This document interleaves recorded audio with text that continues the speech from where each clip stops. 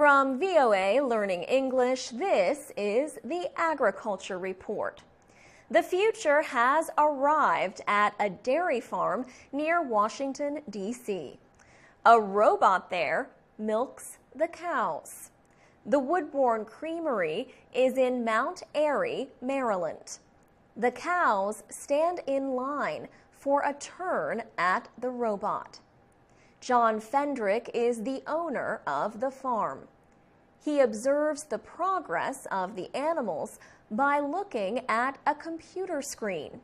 That is all he has to do. The robot does all the work. It uses a laser to find each teat, the place on the cow where the milk comes out. The robot then cleans the teat and connects it to a milking tube. The robot also tests the milk for possible impurities. If it finds a problem, it rejects the milk. The machine knows to stop when the cow's milk flow slows. John Fendrick says robots change life on a dairy farm. He says they give the farmer freedom. Most farmers must milk their cows once in the morning and once at night. The animals are milked in good weather or bad. But Mr. Fendrick's cows do not follow such an order. They stay in the field until they want to be milked. The robot is always available. Mr. Fendrick does not need to be present. He can watch from his telephone. And he gets reports about the milking of each cow on his phone. The cow milking robot is not low-cost technology, however. Mr. Fendrick paid more than $150,000 for it, but he notes paying someone to milk the cows is also costly. He says he will make up the cost of the robot in 3 years. Mr. Fendrick says he gets about 475 liters of milk a day, and he does not have to touch a cow. And that is a good thing. Mr. Fendrick says he does not like milking. For VOA Learning English, I'm Alex Villarreal.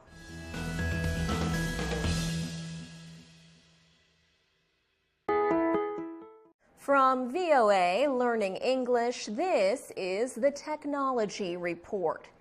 The end of the World Cup does not mean the end of international soccer competitions in Brazil for 2014.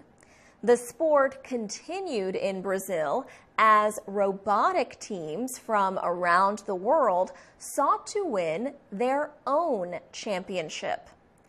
Technology students at the University of Pennsylvania were among those taking part in the international event known as the RoboCup. The competition was held in the coastal city of João Pessoa. Watching robots play soccer is similar to watching small children play the game. Their movements on the field are unsure. The players fall down a lot. Jen Chao Lee is a creator of one RoboCup team. He said he tried to make sure a robot can sense the position of the goal, the ball, and itself. He also tried to improve the walking and kicking abilities of the robots. Chin Ha is another robot team creator. She said the abilities of the robots improve every year. Ms. Ha praised the United States team. She said its robots recognize the colors green and red. She said the robots also choose their moves on the playing field. She said they do not require orders from their human creators. And she said U.S. team robots communicate with each other. Christopher Akatsuka is a member of the U.S. team at RoboCup. He said RoboCup is a competition of software. And he said the competition is really exciting. The U.S. won RoboCup championships in 2011, 2012, and 2013. The events have taken place in Mexico, the Netherlands, and Turkey. In 2014, Australia defeated Germany to win the competition. For VOA Learning English, I'm Alex Villarreal.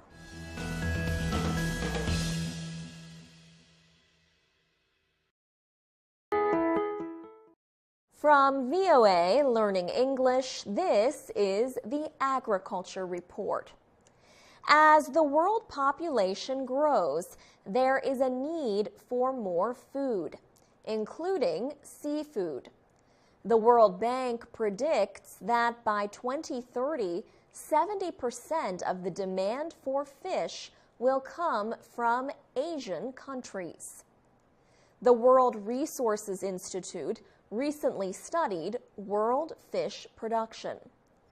The group says fish production needs to more than double by the middle of the century to meet increased demand.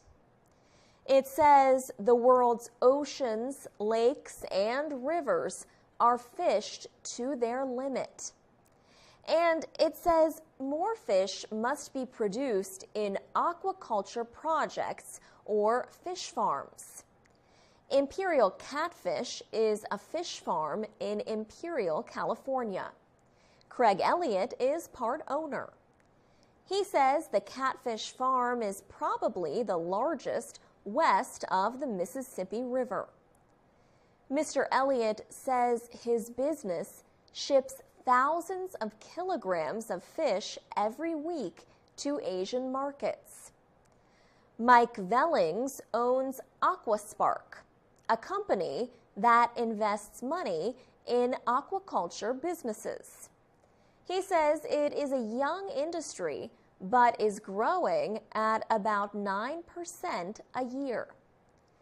Mr. Vellings says China produces more fish on farms than any other country. He says the U.S. represents only 1% of the industry. Craig Elliott says it is not easy to run a profitable aquaculture business. He says it takes years to make money because the fish have to grow. There are also environmental concerns. Nathan Weaver is an environmental activist. He says uneaten fish meal and waste products from farmed fish can be harmful to other creatures. But the World Resources Institute says government policies, technology, and private efforts have led to improvements in fish farms. For VOA Learning English, I'm Alex Villarreal.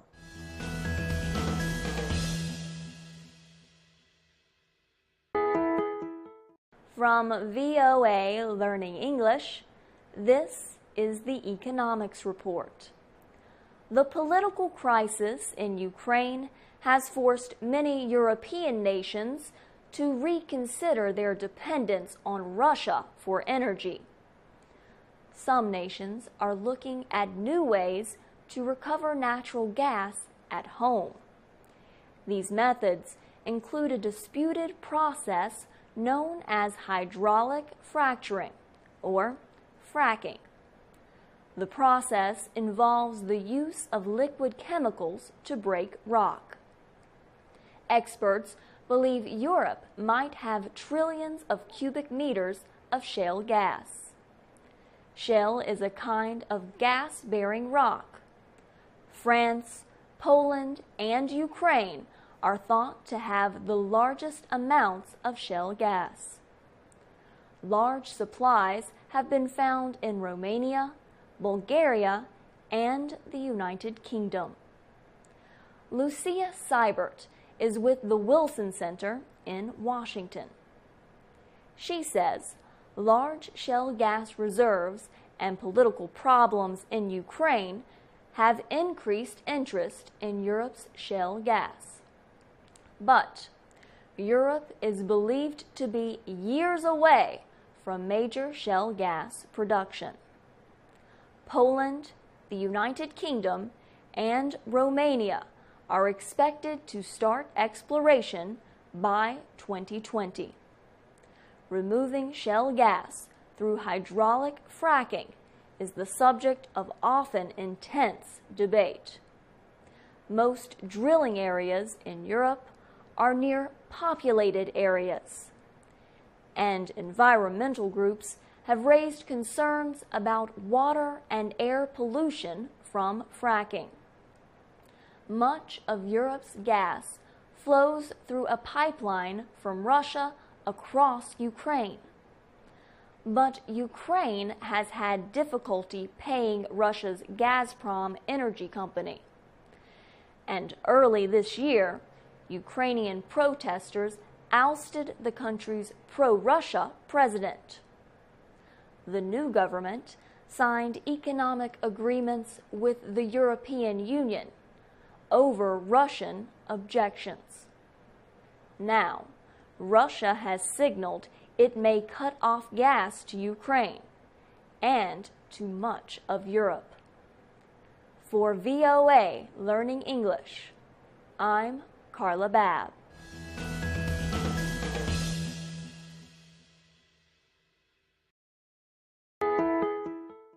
From VOA Learning English, this is the Health Report.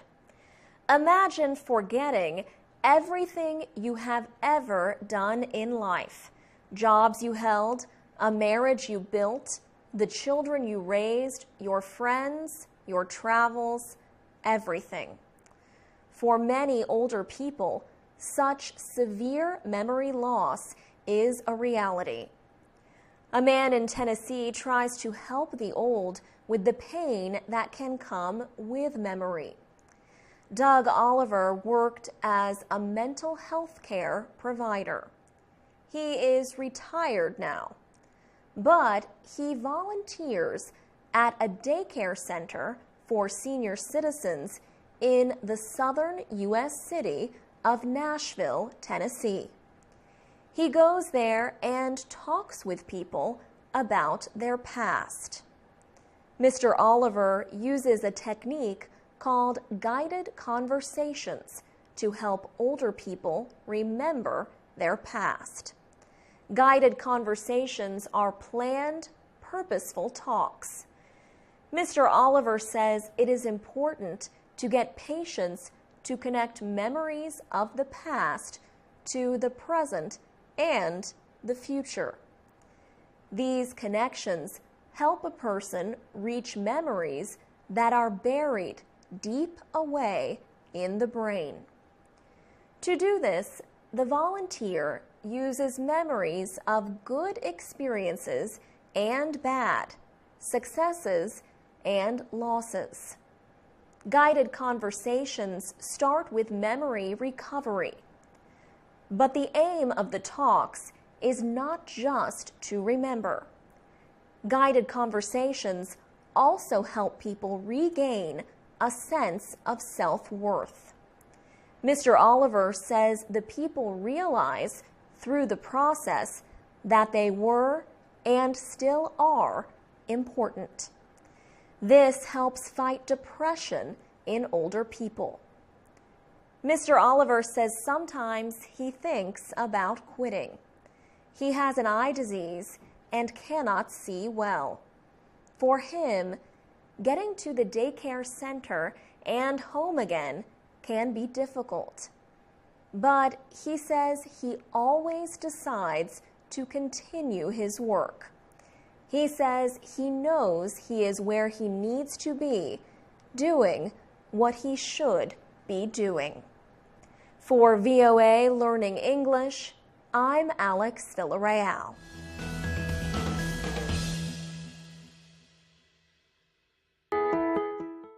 From VOA Learning English, this is the Technology Report.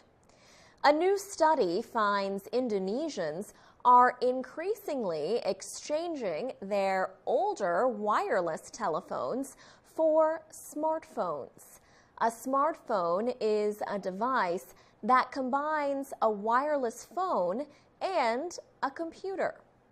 The Nielsen Research Company talked to 1,900 people last year in some of Indonesia's largest cities.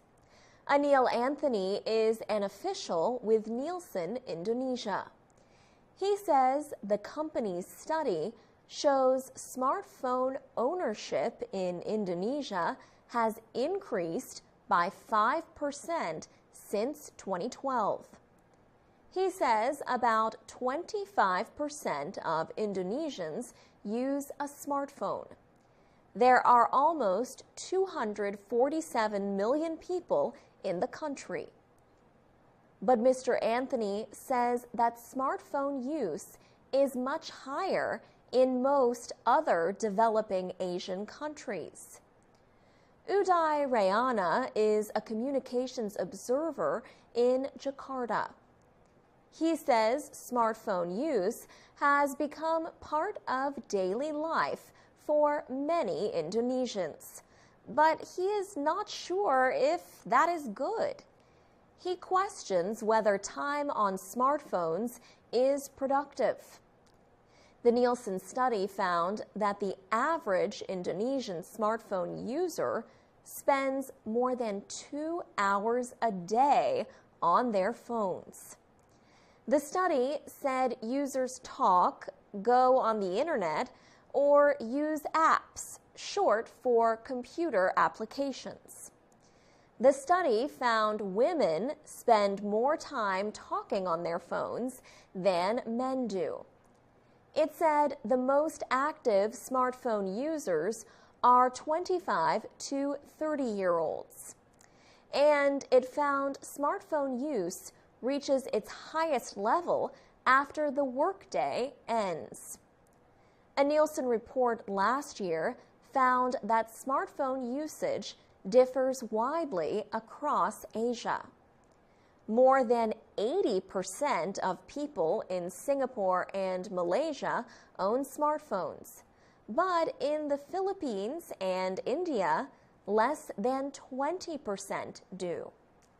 For VOA Learning English, I'm Alex Villarreal.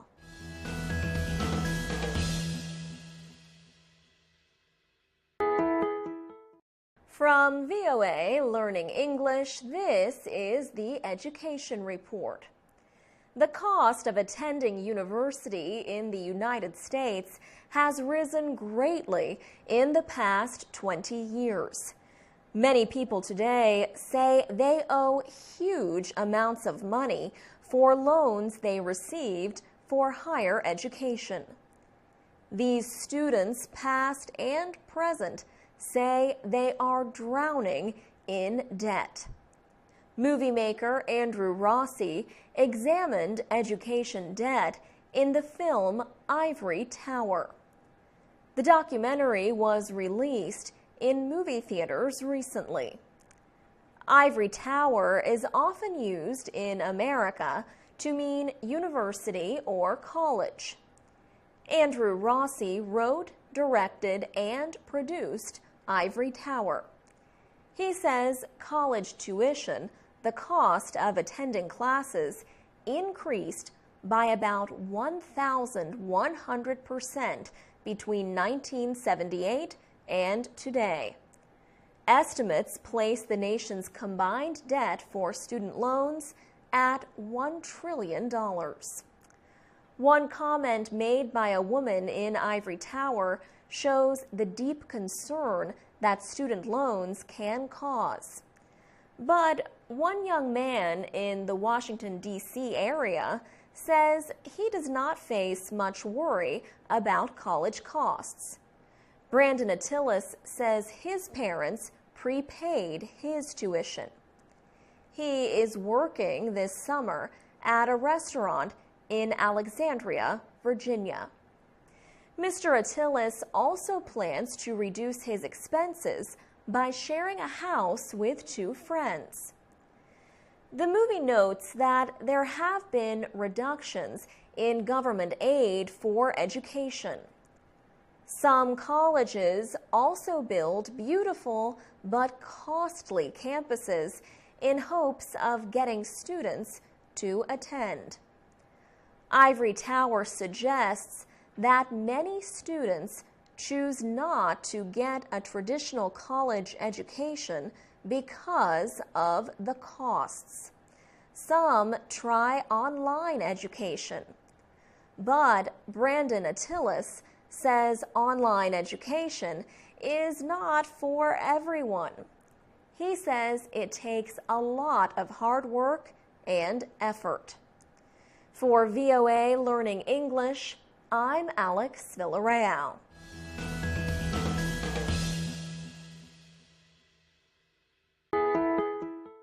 From VOA Learning English, this is the Health Report.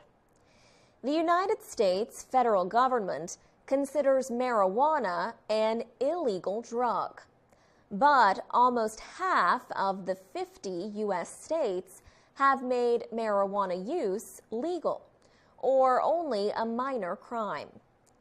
People who support legalization of marijuana say some kinds of the plant offer extraordinary help for human health. For example, one kind of medical marijuana is reported to ease effects of epilepsy, a disease of the nervous system. Maggie Selmeski is 2 years old. She has spent much of her life in the hospital. Maggie has a rare form of epilepsy.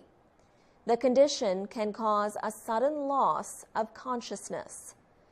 It also can produce repeated seizures, periods of uncontrolled shaking. Maggie's parents are Rachel and Sean Selmeski. They say they made emergency trips to the hospital many times in the first year of Maggie's life. Doctors used medicines to save her life. But Mr. Selmeski says the drugs also had other unwanted effects. The couple then learned about medicinal marijuana called Charlotte's Web. It was developed in Colorado, where the drug is legal. The Selmeskis lived in Tennessee, where it is not. Maggie's doctors could not legally treat her with marijuana. So the Selmeskis moved to Colorado. They have treated Maggie with Charlotte's Web 3 times a day for the last year. The Selmeskis say her condition improved immediately. They say her digestion and muscle mass improved. And they say she began to smile more. About 200 families have moved to Colorado in order to treat their epileptic children with Charlotte's Web. For VOA Learning English, I'm Alex Villarreal.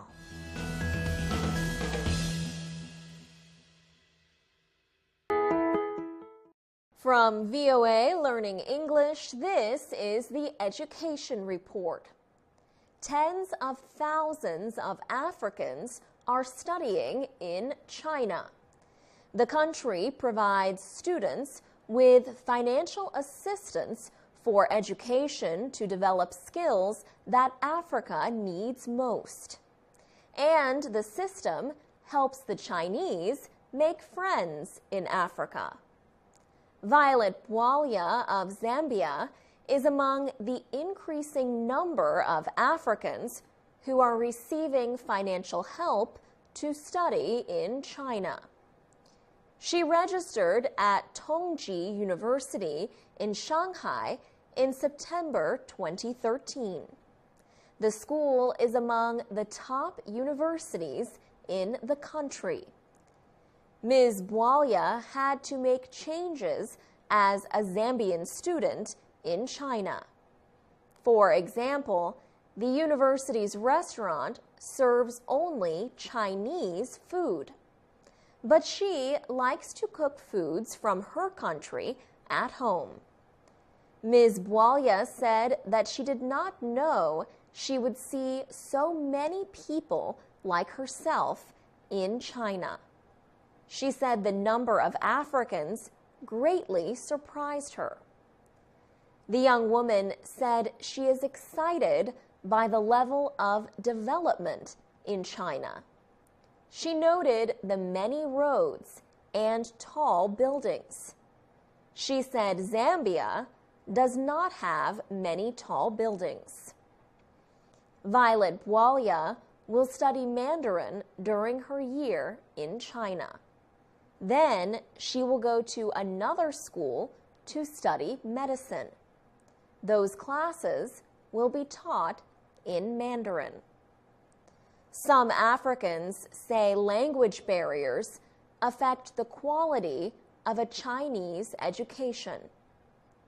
A man from Uganda studies English in Wuhan, central China. But he says his professors cannot answer his questions because they do not speak English. And he says he does not know much Chinese. Chinese officials say more than 35,000 Africans were studying in China at the end of last year. For VOA Learning English, I'm Alex Villarreal.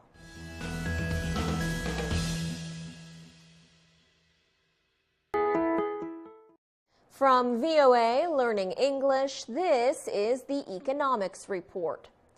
The United States says its economy expanded quickly from April to June. The U.S. economy grew at a yearly rate of 4%. That is much better than the first 3 months of 2014. During that period, the value of the goods and services produced by the country shrank at a rate of more than 2%. Experts say increased consumer and business spending led to the growth. The expansion appeared to extend across the economy. U.S. exports increased sharply. Businesses bought goods for resale. And state and local governments increased spending. President Barack Obama spoke to supporters in Kansas City in late July. He said the recent economic numbers were another sign that things are getting better. The economic news had little effect on financial markets. Investors appeared unmoved because this was just the first of several reports for the period from April to June. Economist Sean Snaith is with Central Florida's Institute for Economic Competitiveness. He says it is too early to celebrate the economic gains. Sean Snaith says what happens in the final 6 months of 2014 will show whether the recovery will continue. He said the bank risks fueling inflation if it raises interest rates too quickly. The central bank, the Federal Reserve System, changed its opinion of the economy recently. The Federal Open Market Committee makes important decisions concerning financial policy. The committee said it plans to reduce bond buying by another $10 billion in August. The bond buying program has kept U.S. interest rates near record low levels. For VOA Learning English, I'm Alex Villarreal.